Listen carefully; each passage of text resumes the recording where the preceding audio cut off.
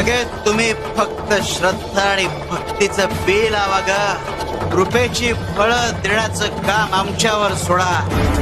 दुसऱ्यांचं दुःख पाहून जेव्हा आपल्या डोळ्यात अश्रू येतात तेव्हा त्यांचं मूल्य हे मोत्यापेक्षा कमी नसतं. अश्रूंचं मोल पाण्याहून अधिक यासाठी असतं कारण त्याला भावनेची जोड असते.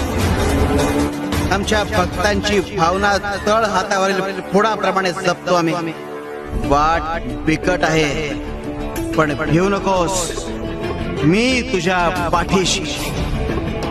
शिव शंकर शंभो.